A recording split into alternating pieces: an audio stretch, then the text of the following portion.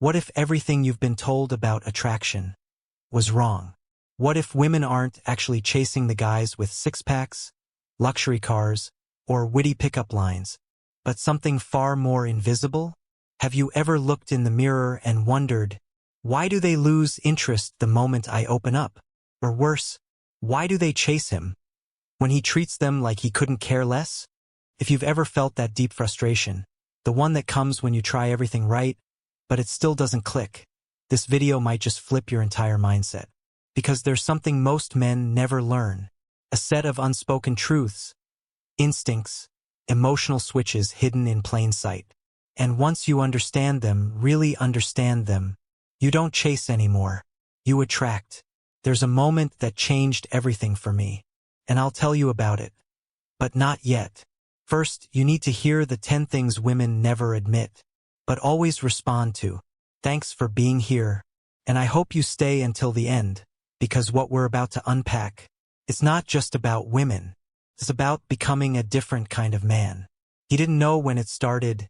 Maybe it was that awkward silence after a date, or the unread message he typed, deleted, retyped, and still sent. Whatever it was, it left a quiet sting. Not of rejection, but confusion. That deep, aching confusion of doing everything right and still being ignored. There was a time he tried hard, tried being funny, tried being the nice guy, held doors, made plans, sent sweet texts, complimented her hair, remembered her coffee order. And for a while, it seemed like it worked. She smiled. She laughed. She even said she liked him. But slowly, she drifted.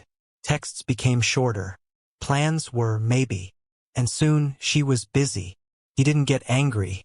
He blamed himself. What did I do wrong? Was I too much? Did I not give enough? That was the breaking point. Not because he lost a woman, but because he lost a part of himself trying to earn her. Have you ever been there? That place where you're constantly adjusting, trying to be the guy she wants, only to realize you don't even know who you are anymore? That was his awakening. Not some dramatic, life-shifting event. Just a slow, painful clarity that something wasn't working, that he'd built his entire approach to women on assumptions, and those assumptions were wrong. And from that crack in the foundation, a new question emerged. What if attraction has nothing to do with what I say or give, but everything to do with what I am? It didn't come with answers, only questions, doubts, whispers of a truth he had never considered. Maybe it wasn't about chasing her at all. Maybe it was about finding himself first. And just like that, a man began to wake up, not into anger, not into bitterness, but into hunger for something real. That hunger wouldn't be fed by games, tactics, or pickup lines.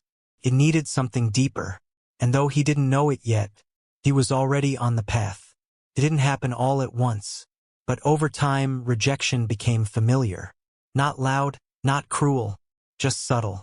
A seen message with no reply. A "we should hang sometime" that never happened.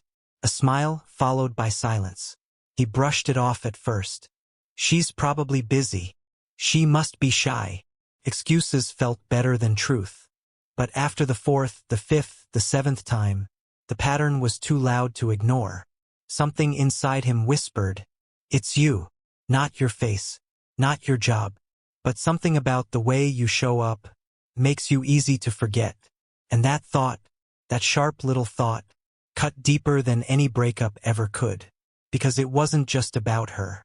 It was about his worth, his place in the world, the unspoken question behind every rejection. Am I not enough? He stared at the mirror, noticing his own eyes for the first time. They didn't look confident.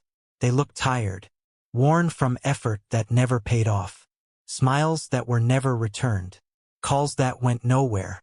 And beneath all that, the fear, not of being alone, but of being invisible. That's when something clicked. Maybe rejection wasn't about her taste. Maybe it wasn't random. Maybe, just maybe, it was a reflection of how he saw himself, how he gave himself away too quickly, how he needed her approval before he even knew if she deserved his presence. That day he stopped asking why she didn't want me and started asking, why did I need her to want me so badly? It was the beginning of something new. He didn't change overnight, but he began to see rejection differently, not as a wound, but as a mirror, and that mirror was showing him a man who had never truly chosen himself. If you've ever looked into that same mirror, felt that ache, that doubt, that question of worth, you're not alone. And maybe, just maybe, that's exactly where your real story begins. It happened in the quiet, not in a dramatic moment or some tearful breakdown, but in a night like any other, scrolling through his phone, mind numb, heart heavy. Then, a voice. Firm, calm, unshaken. If you chase her, she'll run. But if you chase yourself, they'll follow. He paused, rewound, listened again. It wasn't magic. It was truth, spoken with such clarity, it cut through the noise in his head. He didn't know the man behind the voice. Maybe it was a podcast, maybe a clip from a speech, but it didn't matter. What mattered was the message. It felt like someone had finally said aloud what he had always felt, but never understood. Women don't want the man who needs them.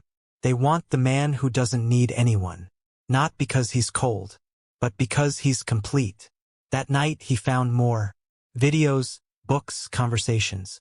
Not about how to get girls, but about how to get yourself back. He started seeing patterns. How approval-seeking repels. How neediness feels heavy.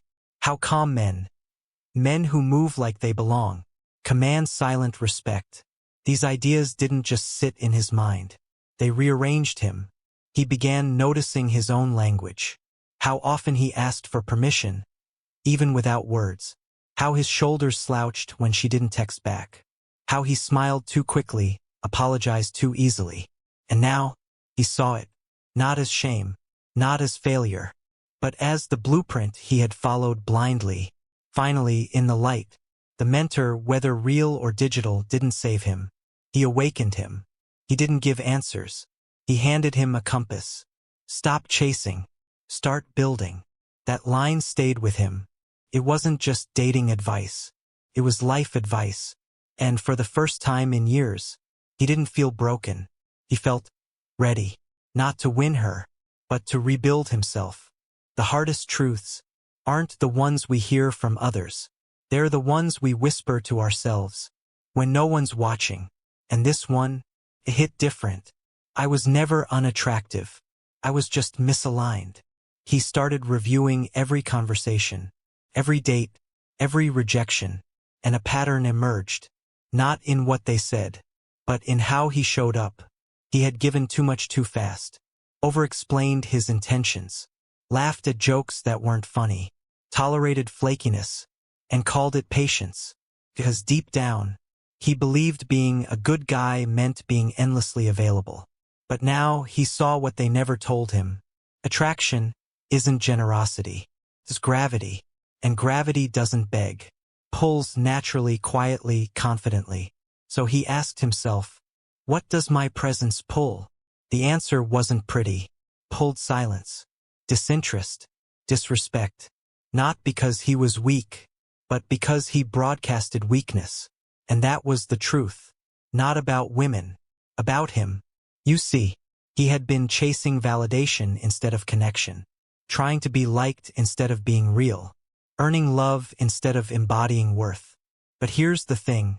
The moment you see the game, you're no longer a pawn in it. He stopped asking, what do women want? And started asking, who am I becoming? He realized, real attraction isn't something you do. It's something you are. And what he was inconsistent, overthinking, too available, too hungry. So he began to shift, not to manipulate, but to calibrate. He stopped replying instantly, not to play games, but because he had a life. He stopped proving himself, because presence was the proof. He stopped asking for energy and became a source of it. And as that alignment grew, so did something else. Quiet, power. It didn't roar. It hummed. And women, they noticed. Not because he said more, but because he finally said less and meant more. It was in the middle of an argument, not a shouting match, but one of those moments where tension buzzes in the silence, where her voice trembles, eyes darting, waiting for his reaction. And for the first time, he didn't match her energy. He didn't raise his tone, didn't defend, didn't flinch. He simply breathed, held her gaze, let the emotion pass through the room like a wave, and remained still. Later, she told him, "I don't know why, but in that moment, I trusted you more." That's when it clicked. Women don't fall for emotion. They fall for emotional stability. Not the man who yells louder, or the one who shuts down, but the one who becomes the eye of the storm.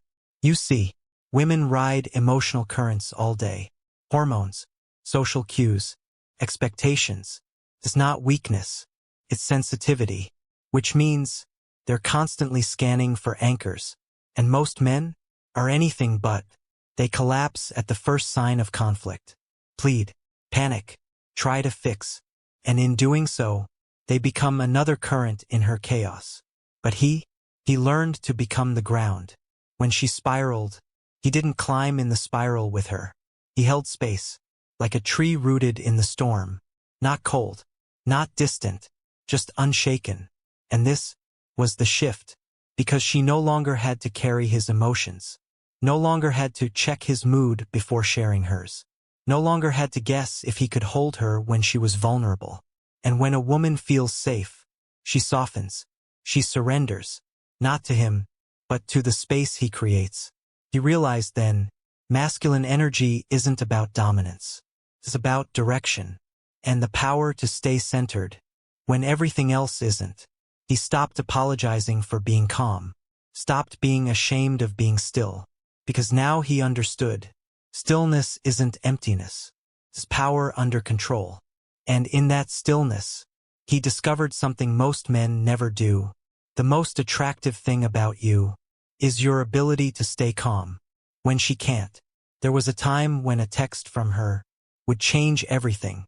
He could be mid-workout, deep in thought, chasing a deadline, but the moment her name lit up his screen, he'd drop it all. Heart skipped, mind raced. What does she want? What should I say? And just like that, his mission vanished, replaced by one thing, her. But not anymore, because now, he doesn't flinch when the phone vibrates. Not because he doesn't care, but because he cares about something bigger. A goal, a vision, a purpose that stretches beyond her moods, her timing, her presence. You see, women don't fall for men who orbit them. They fall for men who pull them into something greater. A man without a mission is a man floating, reacting, needing. But a man on a mission moves differently. He's not cold. He's focused, not distant, just unavailable to drama. He's not texting back instantly, not because he's playing games, but because he's building something real. He's not asking, "What are we on date 3? He's too busy asking, "How do I lead this life with clarity and purpose?" And this is magnetic, because women don't want to be your everything. They want to join something already in motion. She doesn't need to be the sun in your sky. She wants to orbit a man who already shines. He started waking up earlier, training harder, studying, creating, leading. And as his mission grew, so did his energy. She noticed the shift, the calm, the fire behind his eyes that wasn't about her, but somehow made her want him more. He didn't have to say, "I've changed." She felt it, because nothing speaks louder than a man who values his path more than her opinion. And ironically, the moment he stopped chasing her, she started chasing him. It was subtle, the moment she crossed a line. Maybe it was a jab disguised as a joke. Maybe it was silence when he needed her presence. Or the way she flirted with someone else, just to see his reaction. Before, he would have flinched, laughed it off, tried harder, explained, begged. But not this time. This time, he simply stood up, looked her in the eye, and left. No drama, no lecture, no "we need to talk," just walked. And in that quiet, confident exit, he spoke volumes. Because a man who can walk away is a man who doesn't beg for value. He embodies it. You see, most men fear that moment. They think walking away means giving up, losing love, losing her. But the truth is, you don't lose what's real by walking away. You lose what was pretending. A woman tests boundaries not because she's evil, but because she's wired to search for strength. And when she crosses a line, she's not just testing you. She's asking, will you still respect yourself when I don't? And if the answer is yes, if you choose your standards over your craving, you shift the entire dynamic. Because now, she doesn't hold the power. You do.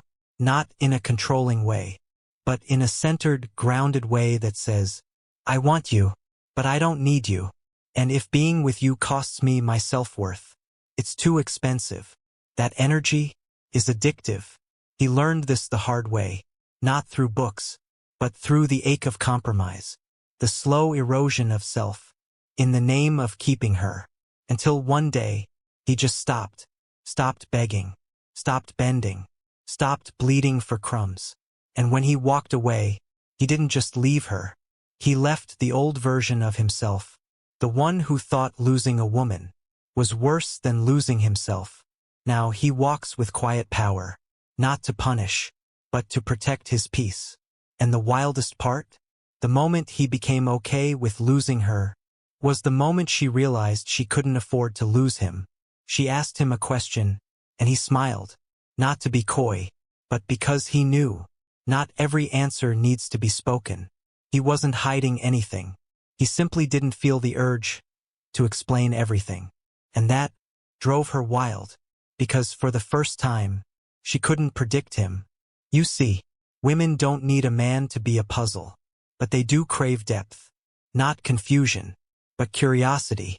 And when every text is instant, every feeling is shared, every thought is spelled out like a manual, there's no mystery left to explore. She stops wondering, stops chasing, because there's nothing left to uncover. But him? He didn't speak to fill silence. He didn't rush to fix awkwardness. He wasn't mysterious on purpose. He was just full of things he didn't need to project. A world she could feel, but not fully read. And in that not knowing, she found herself pulled in. Because the imagination is more powerful than explanation. And he left room for hers to run wild. Not by being distant, but by being deliberate. He didn't always answer right away. Not out of game, but because he wasn't living in his phone. He didn't overshare emotions. Not out of coldness, but because he processed them within, before offering them as truth. He didn't seek validation, because he already had it, from himself. And so, she leaned in, not because he chased, but because he moved slower than her curiosity. She found herself asking, what is he thinking? Where did he learn this presence? Why does he feel so different? And the truth? It wasn't anything he did. It was what he didn't. He didn't fill the space. He let it breathe. He didn't oversell. He let her wonder. He didn't force connection. He let her desire build on its own. And in that silence, he said more than words ever could. Started small. She teased him in front of friends. Just a little jab, eyes flicking for his reaction. He smiled, not nervously, but knowingly. Then came the mood swings, the sudden distance, late replies, canceled plan. Before, he would have spiraled, overanalyzed, texted twice, asked if everything was okay. But now he saw it, not as sabotage, but as a scan for strength. Because what most men miss is that women test the men they're attracted to. It's not conscious. It's primal. A built-in mechanism to separate the grounded from the shaky. When she challenges your opinions, she's asking, do you stand for anything? When she pulls back emotionally, she's watching, will you chase or breathe? When she flirts with ambiguity, she's feeling, do you need me or want me? And he finally understood. These weren't traps. They were thresholds. Not something to fear, something to pass through. And how did he pass? By not reacting, by not proving, by not performing. He didn't argue when she poked his ego. He laughed. He didn't panic when she went cold. He stayed warm, but stayed centered. He didn't flinch when she questioned his choices. He listened, replied, without defending. And each time, she softened. Not because he won, but because she felt something deeper. Safety, certainty, the knowing that no matter what wave she threw, he would not be moved. And for the first time in her life, she didn't feel like she had to be in control, because he already was. He had no need to dominate, just to demonstrate consistency. He became a mirror, and in his stillness, she saw herself clearly. She stopped testing, not because she gave up, but because she trusted. He had passed not just her tests, but his own, the test of presence, the test of patience, the test of power without pressure. He sits across from her. Same cafe, same smile, same woman who once left him on read. But something's different. She leans in, laughs more, touches his arm for no reason. And him? He's still, present, not flattered, not calculating, just grounded. Because now he knows the power wasn't in winning her. It was in becoming him. Not a character, not a strategy, but a presence. He no longer chases, not because he's bitter, but because he doesn't need to. He's not waiting for her validation, because he validates himself in how he shows up, how he speaks, how he moves through the world. He walks with purpose, sleeps in peace, doesn't panic when she pulls back, doesn't lose himself when she leans in. He's built a life that she wants to be part of, but doesn't need to be, and she feels it, not in what he says, but in what he doesn't. The unspoken calm, the quiet confidence, the soft but unshakable masculine energy that wraps her like gravity. Because now, he's become the man women don't forget. Not because he's loud, but because he's rare. He doesn't just know the hidden female triggers. He lives above them. He's no longer asking, what do women want? He's become the answer.